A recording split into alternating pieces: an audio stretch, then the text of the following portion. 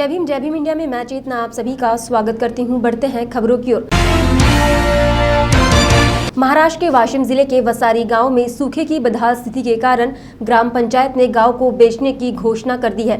किसान आर्थिक मदद के लिए सरकार से उम्मीद लगाए बैठे हैं, लेकिन आज तक किसी नेता ने इनकी खबर नहीं ली, जिससे मजबूर होकर किसानों और ग्रामवासियों ने सांसद या विधायक को गाँव में लाने के लिए 2 रुपए का इनाम रखा है। आमच्या ग्रामपंचायतनं हा निर्णय घेतलेला आहे की हे गाव विकून टाकायचं आहे आम्हाला, कारण की आम्ही आर्थिक मदतीला एवढे कंटाळलेलो आहे की आमच्याकडे एक साधा आमदार, एसी मध्ये फिरणारा आमदार, खासदार डोकावून पाहायला तयार नाही। या लोकांना गावामध्ये आणण्यासाठी आम्ही यांच्यावर 2 रुपये इनाम ठेवलेला आहे, कारण आमची आर्थिक परिस्थिती त्या लायकीचीच राहिलेली नाही। अशी परिस्थिती का आली तुमच्यावर? अशी परिस्थिती येण्याचं कारण आहे आमच्यावरती की आज 3 वर्ष झाले आमच्या गावामध्ये काहीच पिकत नाही। गावामध्ये 1.5 पोत्याच्या वर कोणाला सोयाबीन झालेली नाही। दुसरं पीक हरभरा, तूर हे कुठल्याही प्रकारचं झालं नाही। झालं ते कमी भावात विकल्या गेलं। हे गव्हर्नमेंट जागी करण्यासाठी आम्ही गव्हर्नमेंट पर्यंत पोहोचू शकत नव्हतो, आमदारापर्यंत मुख्यमंत्र्यापर्यंत पोहोचू शकत नव्हतो, म्हणून आम्ही हा माध्यम निवडलं की आमचे आमदार खासदार इथं जमा करायचे आणि त्यांना आम्हाला सांगायचंय त्यांचे कान उघडून। आणि आमची इच्छा आहे की हे सर्व आमदार खासदार दोघेही जवळ बसवून आमच्यासाठी यांनी पदावर बसल्यापासून काय केलंय हे यांनी फक्त आमच्या गावापुढे सांगावं, नाहीतर मग आम्ही आमची धडे शिकवल्याशिवाय हे 3000 लोक राहणार नाहीत, एवढं मात्र निश्चित सांगतो गावकऱ्याच्या वतीने। परिस्थिती अशी आहे, 2 वर्ष झाले पीक नाही। थोडंफार होते तर रोजगार मजूर द्यायला पण परवडत नाही आम्हाला। रोजगारी दिली की काहीच हातात नाही, मग कसं करणार आहे? सगळ्यांचे हाल तेच आहेत। मग यामुळे आमचं गाव विकायला काढलेले। बरं, काय कारण नेमकं की बुवा तुमचं गाव विकायचं इतकी टोकाची भूमिका काय घेतली? टोकाची भूमिका आता इतके हाल म्हणल्यावर मग आता विकायला काढणार नाही तर काय करणार आहे? बरं, कोणी भेटायला आलं नाही का? कोणीच भेटायला आलं, कोणी पाहत पण नाही आमच्याकडे ढुंकून, मग काय करणार आहे आम्ही?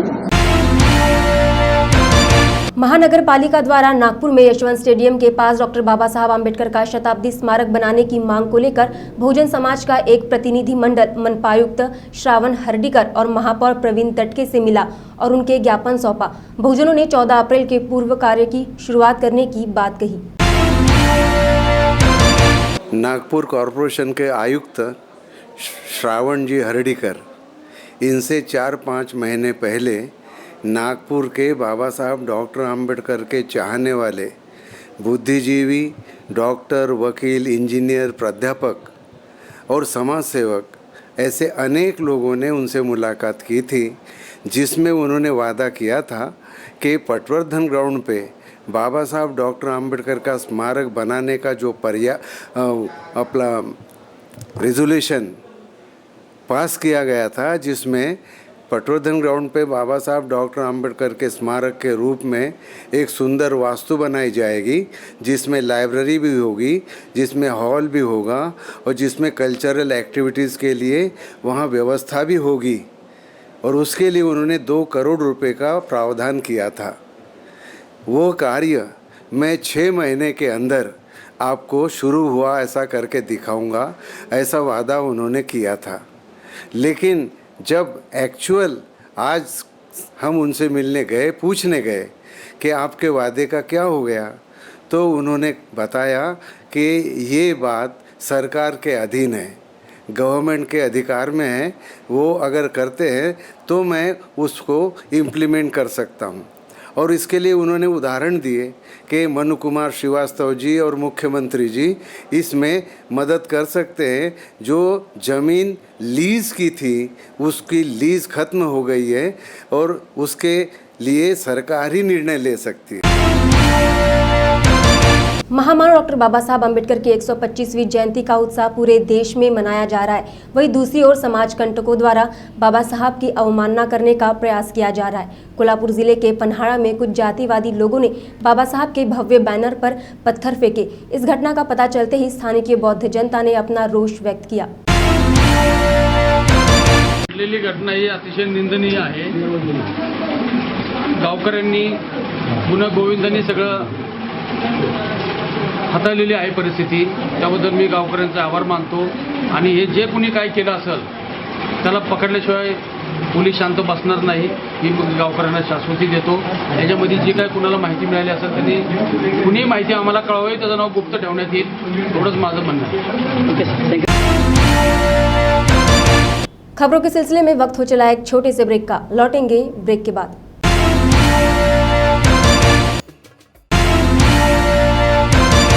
ब्रेक के बाद खबरों के सिलसिले में फिर एक बार आपका स्वागत है। भंडारा जिले के साकोल स्थित आलेबेदर गांव में 2 दिवसीय धम्म परिषद का आयोजन किया गया। बौद्ध भिक्खु संघ समता सैनिक दल ने बाबा साहब के कार्यों के प्रचार प्रसार के लिए रैली निकाली। शिविर के माध्यम से शैक्षणिक, धार्मिक और सामाजिक गतिविधियों को आगे बढ़ाया जा रहा है, ऐसा समता सैनिक दल के राष्ट्रीय अध्यक्ष DF कोचे ने कहा।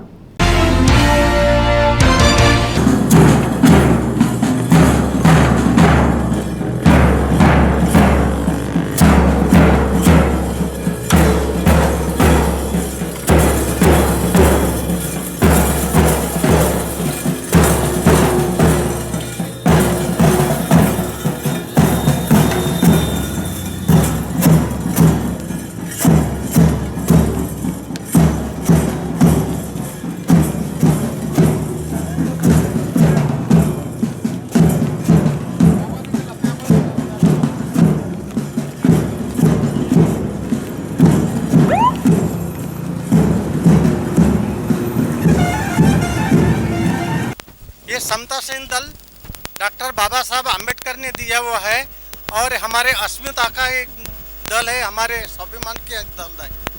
बाबा साहब ने ये दल समाज को अर्पित करने के पहले उन्होंने शील, शिस्त, शौर्य और बलिदान ऐसे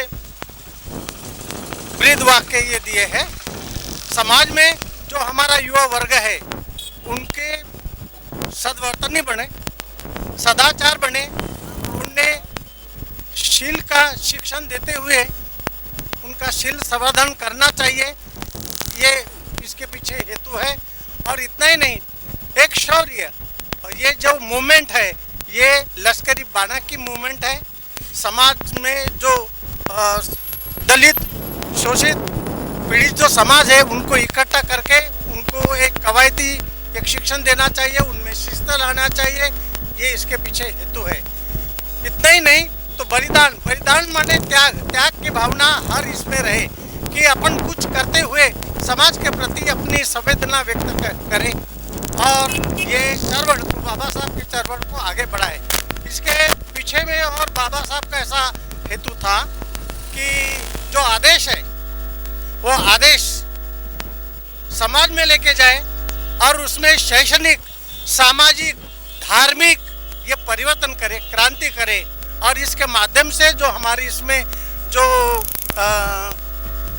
सनातनी प्रवृत्ति की जो विचारधाराएं है वो विचारधाराएं नष्ट करे। वित्त मंत्री अरुण जेटली द्वारा सराफा व्यापारियों पर 1% उत्पादन शुल्क लगाने के विरोध में सराफा व्यापारियों का समर्थन करते हुए आम आदमी पार्टी ने नागपुर में विरोध मोर्चा निकाला। 3 मार्च से सराफा व्यापारी देशबंद हड़ताल पर है। बावजूद इसके सरकार इनकी मांगों पर ध्यान नहीं दे रही। ऐसे में भाजपा सरकार का विरोध करते हुए आम आदमी पार्टी ने अपना रोष व्यक्त किया। हम लोग ये डिमांड है कि अरुण जेटली जी जो 1% एक्साइज ड्यूटी लगाए हैं वो तुरंत उसे माफ़ करें, क्योंकि ये हड़ताल जो है 3 मार्च से चल रहा है और जो छोटे कारीगर हैं जो रोज़ कमाते हैं, रोज़ खाते हैं, उनकी जीविका आज वो भूखमरी के कगार पे आ गए हैं। तो केंद्र सरकार को उनके बारे में सोचना चाहिए जो छोटे कारीगर हैं और तुरंत ये हड़ताल उनको वापस दिलाना चाहिए। देखिए, हम लोग शुरू से ही सराफा व्यापारियों के साथ हैं और भारतीय जनता पार्टी जब विपक्ष में थी तो उस समय कांग्रेस ने जब ये 1% एक्साइज ड्यूटी लगाया था उस समय भारतीय जनता पार्टी ने इसका विरोध किया था, किंतु जब भाजपा सत्ता में आ गई तो उस चीज़ को भूल गई, जो ये गलत है। और भाजपा जो ये चुनावी जुमला इसको भी डिक्लेयर कर रही है कि हम जो भी वादा करते हैं वो सत्ता में आने के बाद भूल जाते हैं। तो भाजपा को ये हम लोग एहसास दिलाना चाहते हैं कि जो वादा आप करते हो जनता इसे भूलती नहीं है और जनता के साथ अन्याय करना छोड़ दें। महाराष्ट्र के वाशिम जिले में केंद्र सरकार के सड़क परिवहन विभाग द्वारा पहली बार करोड़ों रुपए की निधि मिलने पर विभिन्न महामार्गों और छोटे बड़े पुलों का निर्माण करने के लिए विकास कार्यों का भूमि पूजन केंद्रीय मंत्री नितिन गडकरी के हाथों किया गया। इस दौरान सांसद राजीव सातव और सांसद भावना गवली भी मौजूद थे। बायपास पण आता मंजूर झालेला। भावनाताईंनी मला यवतमाळच्या सभेत सांगितलं वाशिमच्या दोन्ही रेल्वे ओव्हरब्रिजचं दोन्ही कामं मंजूर झालेली आहे। CRF मधून मला शक्य होते यावर्षी महाराष्ट्राला आपलं सरकार याच्या आधी 50 कोटी मिळाले होते, यावर्षी 4000 कोटी रुपये दिले। पण आता प्रश्न आहे की माझ्याकडे 3-3 किलोमीटरचे रस्ते घेऊन लोक येतात. परवा चंद्रकांत पाटलाचंही पत्र घेऊन आले. मी त्याच्यावर नाराज झालो. मी म्हटलं पाटील मंत्री आहे का मी मंत्री आहे महाराष्ट्रात? हे 2-3 किलोमीटरचे CRF मध्ये कामं माझ्याकडे कशाला आणता? मी मुख्यमंत्र्यांना आणि चंद्रकांतांना विनंती केली आणि तुम्हाला सगळ्या खासदारांना करतोय की राष्ट्रीय महामार्गाचे सगळे आरोपी आम्ही घेतले. आता कुठे नसतील घेतले तर मला आणून द्या, मी त्या योजनेत टाकून देतो आरोपी आणि आरोपी. पण आता स्टेट हायवेवरचे आणि महानगरपालिका आणि नगर परिषद मधले जे छोटे छोटे आरोपी आहेत त्याची लिस्ट तयार करायला मी चंद्रकांत पाटलांना सांगितलं आहे. ते 200 असतील, 250 असतील, 300 असतील. हे सगळे आरोपी या 5 वर्षात पूर्ण करण्याकरता मी निधी द्यायला 3,000-4,000 कोटी रुपये द्यायला तयार आहे. कारण या आरोपीच्या समोर लोकांना खूप वेळ थांबावं लागतं आणि महाराष्ट्र या त्रासातून मुक्त झाला पाहिजे. याकरता मी महाराष्ट्र सरकारलाही सांगितलंय की हा प्रस्ताव तुम्ही मला द्या. खबरों के सिलसिले में फिर वक्त हो चला एक छोटे से ब्रेक का, लौटेंगे ब्रेक के बाद।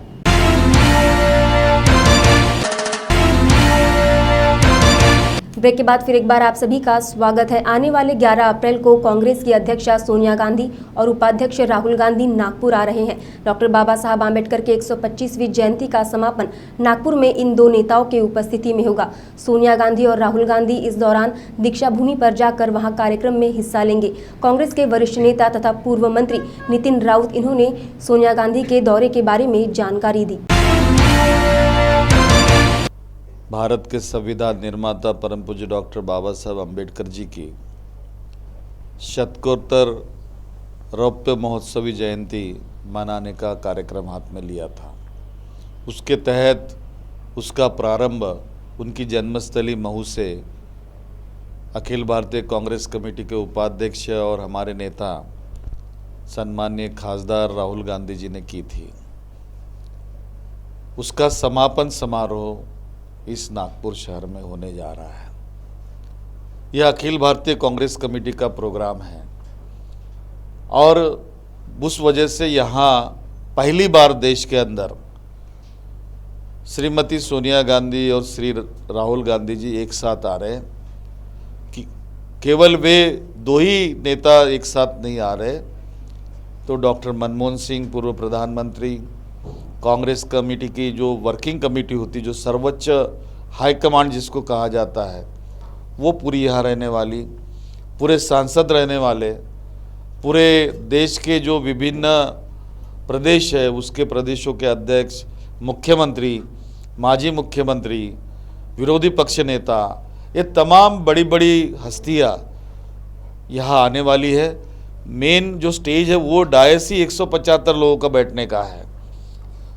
तो एक प्रकार से पूरी देश की सबसे बड़ी पार्टी, जो पार्टी ने कई वर्षों तक के इस देश में सरकार चलाई है, वो पार्टी स्वयं डॉक्टर बाबा साहब आम्बेडकर जी की 125वीं जयंती मनाने के लिए इस नागपुर में आ रही है। मैडम सोनिया गांधी और राहुल जी हवाई अड्डे पे उतरने के पश्चात वे दीक्षा भूमि आएंगे, बाबा साहब के प्रति वहाँ आदरांजलि अर्पित करेंगे। उन्होंने कहा कि कुछ देर हम उनकी अस्थियाँ बाबा साहब की वहाँ होने के वजह से वहाँ बैठना चाहेंगे और वे वहाँ कुछ देर बैठने वाले हैं। बाबा साहब के जीवन चरित्र पर जो वहाँ चित्रमाला लगी है उसको भी वे देखना पसंद करने वाले हैं। वहाँ से आकर वे संविधान चौक पर बाबा साहब अम्बेडकर जी के पूर्णाकृति पुतले को माल्यार्पण करेंगे और उसके पश्चात कस्तूरबा पार्क पर आकर वहाँ का कार्यक्रम शुरू होगा। यह कार्यक्रम इस रौप्य महोत्सवी जयंती जो है, शतकोत्तर रौप्य महोत्सवी जयंती की सांगता समारोह, जिसको समापन समारोह हम कहेंगे, उसका शुरुआत रहेगी। स्टेज पर आने के पश्चात उस दिन बाबा साहब आम्बेडकर जी के गुरु महात्मा फुले जी की जयंती होने से उनकी प्रतिमा को और बाबा साहब आम्बेडकर जी के प्रतिमा को माल्यार्पण किया जाएगा। बाजू में ही, उस स्टेज के बाजू में दूसरा एक स्टेज बना रहेगा। उस स्टेज पर हमारे सम्माननीय पूजनीय बौद्ध भिक्षुगण बैठे रहेंगे। वे वहाँ से बौद्ध वंदना कहेंगे और साथ तमाम कांग्रेस पार्टी के शीर्षस्थ नेतागण हाथ जोड़कर बाबा साहब के प्रतिमा को हाथ जोड़कर वहाँ पे बुद्ध वंदना ग्रहण करेंगे। डॉक्टर बाबा साहब आम्बेडकर की 125वीं जयंती पर कई प्रबोधनात्मक कार्यक्रम का आयोजन किया जा रहा है। बुल्ढाना जिले में बाबा साहब के विचारों को युवा पीढ़ी और छात्रों तक पहुंचाने के लिए संविधान संवाद कार्यक्रम का आयोजन किया गया। सामाजिक कार्यकर्ता गजानन ढगे ने छात्रों को बाबा साहब के जीवन चरित्र से अवगत कराया। आज जे काही मी होते बाबासाहेबांच्या संविधानामुळे, ज्योतिबा फुले सावित्रीबाई फुलेमुळे आणि ही तळमळ माझ्या मनामध्ये आहे की माझे हे विद्यार्थी शिकतात, औपचारिक शिक्षण घेतात, पण त्यांना बाबासाहेब माहीत नाही, सावित्रीबाई फुले माहीत नाही आणि हे कर्मकांडामुळे गुंतलेलं आहे। आमच्या गावामध्ये मोठा यज्ञ झाला, माझ्याजवळ 500 रुपये बसवले, त्यांनाच बसवलं माझ्यावर 500 रुपये आले माझ्याजवळ, म्हणजे गजानन भाऊ तुमच्यावर 500 रुपये बसवले। म्हटलं का बाबा काय कर्मकांड लावले? म्हटलं पाणी निघून राहिलं बा, याच्याऐवजी एक काम करा, 5,000 एक देतो, पाणी वाढवा, पाणी जिरवा करा ना। गजानन भाऊ यज्ञाला पाणी येते? मी म्हटलं कोण म्हणते? म्हणजे 30 वर्ष नव्हतं का आलं पाणी? मी म्हटलं 30 वर्ष तर पुरा महाराष्ट्रभर पाणी आलं होतं। मग समजा वरून बघायच्या यज्ञानं पुरा महाराष्ट्रभर जर पाणी येत असेल तर मग मागच्या 2 वर्षात कुठे यज्ञ झाले नाहीत का नाही आलं पाणी? म्हटलं एक लक्षात ठेवा, मी साधा सुद्धा माणूस आहे, पण माझा अनुभव पुढे शेतकरी समस्याचा एक शब्द तरी आहे का? एवढं बहुजनाला गुलामगिरी करून टाकले, धार्मिक अवडंबर। आणि बाबासाहेब जर नसते तर तुमचा आपला सूर्योदय झाला असता। आज तुमचा सुदैव आहे, बाबासाहेब आंबेडकर जन्म झाला म्हणून सुदैव आहे, नाही तर तुम्ही इथं शिकायला नसत्या, एकही नसता, हे प्राचार्य इथं नसते, हे शिक्षक इथं नसते, कोणी इथं नसतं। हा एवढा मोठा संविधानाचा चमत्कार आहे। ज्या संविधानानं अरे तुम्ही इथपर्यंत शिकता, तुम्हाला शरीराची पास मिळते, तुम्हाला शिष्यवृत्ती मिळते, तुम्हाला सायकल मिळते, तुमच्या आईला पगार मिळते, कोणाला घरकुल मिळते, कोणा मिळते हो, कोणा मिळते हो, कोणता काँग्रेस पक्ष देते, कोणता भाजप देते? अजिबात देत नाही, खोटारडे लोक सर्व आहे। अरे जर देत असेल तर हे संविधान देते, कारण या संविधानामध्ये नमूद केलेल्या गाईडलाईन दिलेल्या आहेत। म्हणूनच आदर्श घोटाळ्यामध्ये त्यांनी संविधानाचा चुकीचं काम केलं, नको त्याला प्लाट दिले, म्हणून अशोकराव चव्हाणांना पाय उतरवावं लागलं। पण त्याच अशोकराव चव्हाणांना कधी एखादा हुतात्मा आला, त्याला कधी एखादा 50 लाखाचं मकान दिलं तर हा संविधान काही म्हणत नाही त्याच्यातलं। अकोला जिला में डॉक्टर बाबा साहब अम्बेडकर के 125वीं जयंती के उपलक्ष्य में पूज्य भंते ज्ञान ज्योति थेरो की उपस्थिति में प्रवचन का आयोजन किया गया। बौद्ध धर्म का प्रचार प्रसार करने और समाज को व्यसन मुक्त करने और हर मानव में धम्म को स्थापित करने के उद्देश्य से कार्यक्रम आयोजित किया गया था। पण त्याचा रोग बरा झाला नाही। आता आडला हरीने गाढवाचे पाय धरी असं म्हणतात की नाही, अचानक एखाद्या श्रेष्ठीने श्रीमंत माणसाने तसा नंबर 1 वरचा तसा कारखानदार म्यानमारमधला, अहो राजस्थानचंच कुटुंब, पण ते व्यापारासाठी तिथे गेले आणि तिथेच मालक बनले, खूप व्यापार वाढवला। पुढे म्यानमारची आझादी झाल्यानंतर ज्या वेळेला तिथल्या सरकारांनी कब्जा करण्याचा प्रयत्न केला, त्यावेळेला मात्र व्यापार सुरूच होता, पण मायग्रेनचा एवढा रोग जळला की जगातले सारेच महागडे दवाखाने त्यांनी तुंबून काढले, पण त्यांचा रोग नाहीसा झाला नाही। ते कोणतरी आला म्हणू लागला, इकडे जाऊन पाहणे उबाखीर गुरुजी, तिथे एक आहे बुद्धिस्ट माणूस आहे, भगवान बुद्धाची विद्या शिकवतो, विपश्यना विद्या, आणि ही विद्या शिकून तुझा जर रोग बरा झाला ना तर बरं होईल। म्हणून ते जातात आणि त्या उबाखीर गुरुजीची, आता हिंदू माणूस तो असा हात जोडतो, बनिया माणूस अगोदरच असा हात जोड़ता गुरुजी, देखिए मुझे मैं बेपारी हूं और मुझे कोई समय नहीं मिलता, मैं 10 दिन यहाँ पर काहे के लिए रहूं, मुझे माइग्रेन का रोग है। आज के जय भीम इंडिया में फिलहाल इतना ही। फिर होगी मुलाकात, तब तक के लिए दीजिए इजाजत। जय भीम।